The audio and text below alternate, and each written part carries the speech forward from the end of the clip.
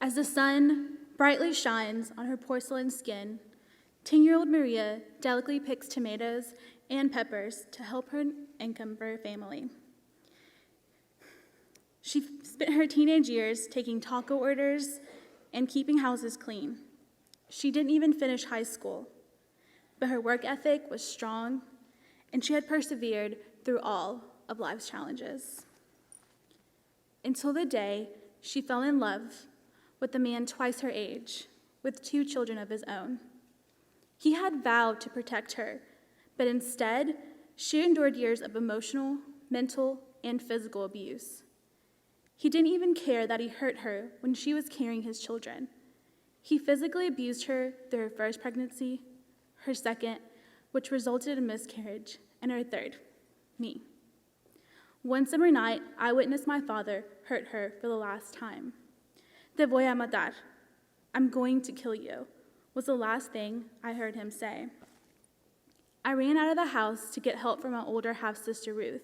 She rushed back with me and used all of her strength to pull him away so we could escape from our home. We traveled by bus to the nearest town to stay with my tia chachis. My mother had enough money for 1 sandwich, and while my older sister Solette and I fought for the last bite, my mom didn't even have a crumb. Those are some of the very few memories of Mexico. Solette and I immigrated with my mom in the mid-1990s, right here to Nashville, Tennessee. Mom later remarried, and I remember going with her to the first ultrasound of one of her pregnancies. The doctor came in and said, "Congratulations, she will be having twins." I turned around and said, "Vas a tener 2 bebés." Her response, "Oh my God." There would be many more OMG moments through the years as she graciously raised 6 girls. Like many mothers, she dreamed of a better life for her own daughters, so instead of picking vegetables in a field and dropping out of school, her daughters could pursue the education she never had. During my last few years of high school, I had forgotten about our story. I needed my social security number for a college application, and she explained to me that I didn't have one. I, Karla Chavez, the girl who started kindergarten at Haywood Elementary, the girl who donated blood at the American Red Cross, the girl who was set to graduate with honors, am undocumented. My world was shattered, and instead of making college plans, I spent my year lobbying for the DREAM Act, the passage of a bill that would grant children brought to the U.S. without documents conditional residency, was my only hope.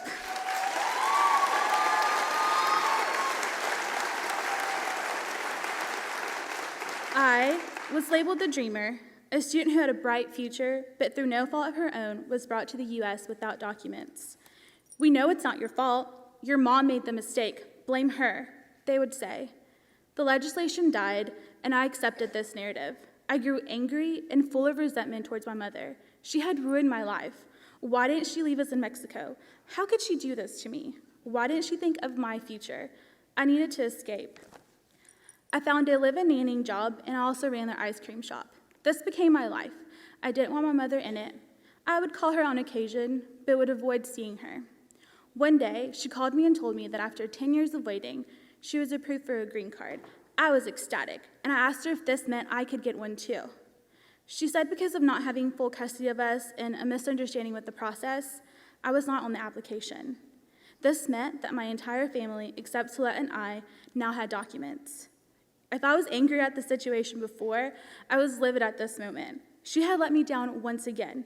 How could she continue to be so selfish? That year, I skipped out on Thanksgiving, Christmas, birthdays, you name it. I wanted to forget my family existed.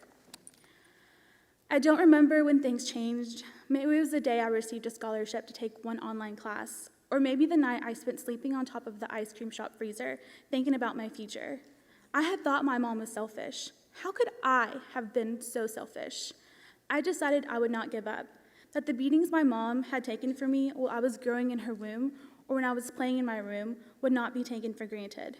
I really had to take my mom's entire life into perspective, to forgive. Not that she had to apologize for anything, but because I needed to forgive myself for hating her.